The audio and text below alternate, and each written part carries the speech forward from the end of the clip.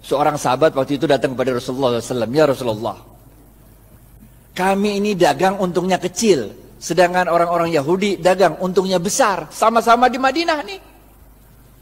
Nabi kaget, kok bisa begitu? Barangnya sama, sama katanya. Kok bisa orang Yahudi untungnya gede, kalian untungnya kecil? Para sahabat menjawab, kami kalau dagang ngikutin caramu berdagang ya Rasul. Rasul tambah kaget lagi lah. Bagaimana caranya? Kami kalau dagang jujur. Kalau orang mau beli 1 kilo, saya nggak ngurangin timbangan, tetap 1 kilo. Kalau mau beli 1 meter, tetap 1 meter, nggak ngurangin ukuran. Sedangkan orang Yahudi, kalau dagang, curang, ngurangin timbangan, ngurangin ukuran. Makanya labanya, untungnya gede. Sedangkan kami untungnya kecil. Udah jujur belum tuh? Udah jujur belum tuh? Udah jujur kan? Udah jujur kan?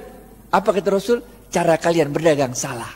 Maukah aku beritahu bagaimana cara berdagang yang benar? Rasulullah SAW mengatakan, kalau ada orang mau beli, ente jangan kurangin, ente lebihin. Ngerti gak? Ngerti gak? Di zaman saya kecil tuh, kalau orang jual kacang tuh, habis di sendok 2 biji, ditambahin dikit, biar anget. Ngerti gak? Kalau jual duku tuh, habis ditimbang, tambahin dikit, biar anget. Bener gak? Jual daging, potong tuh, habis itu tambahin dikit, biar anget. Tahu gak? Apa yang kejadian?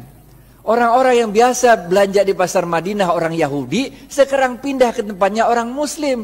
Karena pertama, orang ngomong dari mulut ke mulut. Kalau belanja di pasarnya orang Islam aja enak, 1 kilonya berat. Kalau tempat orang Yahudi 1 kilo.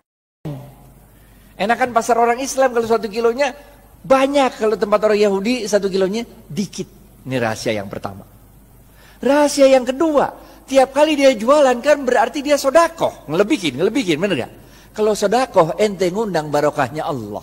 Paham gak? Paham gak? Jadi Bapak Ibu sekalian, ini kita tarik 2 pelajaran penting. Yang pertama, kalau bisnis jangan curang. Ngapain bisnis curang? Bener gak? Kita orang Islam men. Kalau ente orang Islam, sholat tapi bisnis curang, enggak oke. Yang pertama nih, bisnis jangan curang. Jangan ngurangin timbangan, jangan ngurangin hak pembeli. Yang kedua apa ya? Yang kedua, kalau bisnis itu banyakin sodakoh, ngejar barokah. Makanya kita diajarkan oleh Rasulullah SAW sebuah doa yang sangat terkenal. Ada yang tahu doanya?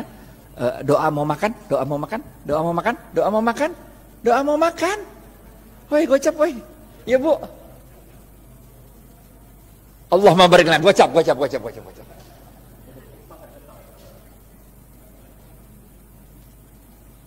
Makanya kita diajarkan oleh Rasulullah SAW, Allahumma barik lana fima rozaktana wa qina azabannar.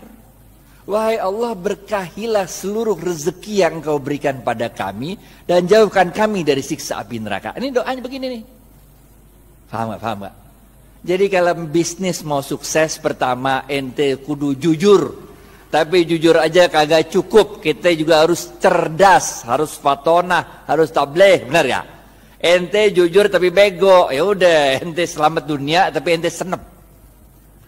Ente harus jujur, cerdas, dan jangan lupa apa? Cari barokahnya Allah. Karena Rasulullah SAW mengatakan dalam sebuah hadis, bapak-bapak nggak ada yang nunjuk nih, gocap. Khairun nas anfa'uhum, gocap. Ini dari Ustadz nih, halal atau ibah nih.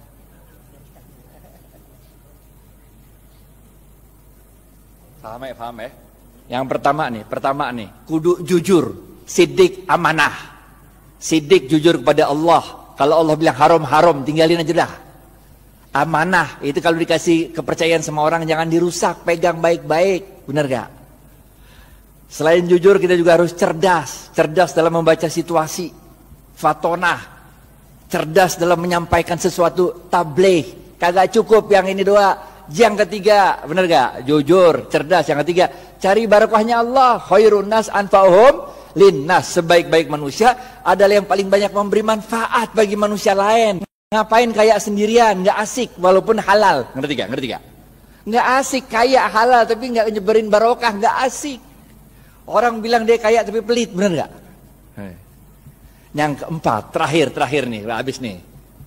Oke, yang terakhir, keempat. Jangan lupa Rasulullah SAW bersabda, man lam yashkurin nas. Susah ya? Pilihan berganda. A, man lam yashkurin nas lam yashkurillah. B, man lam A atau B? A.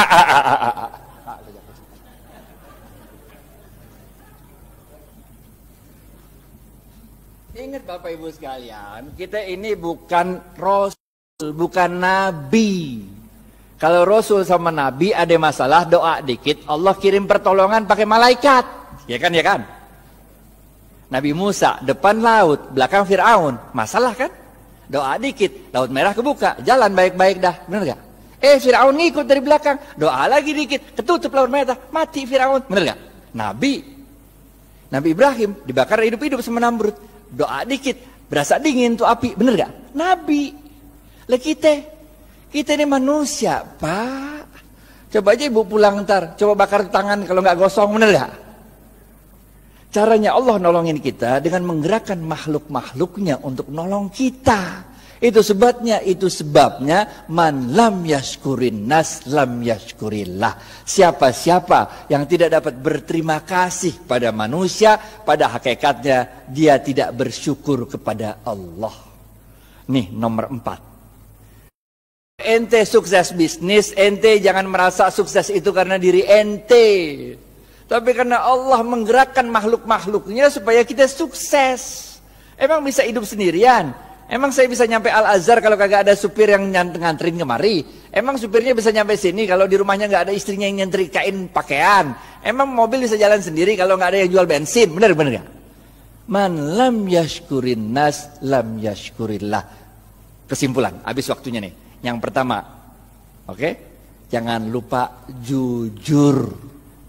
Jujur penting. Ada 2 jenis jujur. Kepada Allah namanya siddiq, kepada manusia namanya amanah. 2, cerdas. Ada 2 jenis cerdas. Yang pertama fatonah, faham memahami situasi. Yang kedua tabligh, pandai untuk meyakinkan orang lain. Yang ketiga apa? Khairun nas anfa'uhum linnas. Bisnis itu jangan cuma mau cari untung, tapi bisnis itu harus memberikan manfaat banyak-banyaknya orang. Bener gak? Yang keempat, jangan kita yang merasa bangga kesuksesan bisnis itu karena kita doang. Kita harus terima kasih sama orang-orang lain. Karena man lam yashkurin nas lam yashkurillah. Siapa-siapa yang tidak dapat berterima kasih pada manusia, pada hakikatnya dia tidak dapat bersyukur kepada Allah. Maka dalam tempo yang singkat, dominasi ekonomi Yahudi di kota Madinah dapat dipatahkan oleh kaum muslimin. Bagaimana dengan kita di Indonesia? Nanti kita serahkan ke Khalil Ridwan untuk yang membahas. Pokoknya nggak usah nunggu kita sempurna dah. Yang bisa jalanin gitu aja dah. Karena kaidah fikihnya berbunyi ma la yudraku kulluhu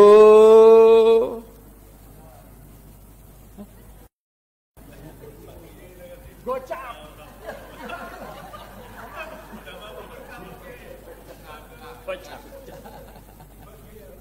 Ma la yudraku kulluhu la yudraku kulluhu. Kalau engkau tidak dapat melakukan kebaikan itu 100%, jangan engkau tinggalkan kebaikan itu 100%. Jangan nunggu sempurna baru kita lakukan. Lakuin dulu. Nggak usah nunggu tajwid, makhraj sama tahsinnya benar. Nggak usah. Sholat aja sholat. Nggak usah nunggu kita sempurna baru kita jalan. Nggak usah. Jalanin aja dulu dah. Karena dalam sebuah hadis qudsi Allah mengatakan, amalkan apa yang engkau ketahui, niscaya akan aku beritahu apa yang tidak engkau ketahui. Jalanin aja. Jalanin. Karena barokah fil harokah. Barokah itu adanya dalam harokah, dalam pergerakan. Jalanin aja. Kayak Siti Hajar lari dari Safa ke Marwah, bener gak? Itu kan lucu. Coba udah Safa Marwah lari-lari 7 kali bolak-balik, kagak ada air, bener gak? Yang nemuin air siapa? Ismail. Yang capek lari siapa? Hajar. Nggak penting men siapa yang nemuin air, bener gak? Yang penting inna sofa wal marwata min sa'airillah.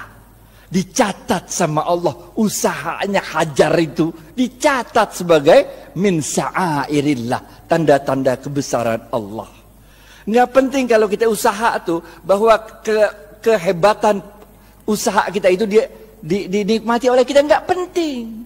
Bahkan ketika besok pun mau kiamat, kalau punya bibit lu tanam, ngerti ya?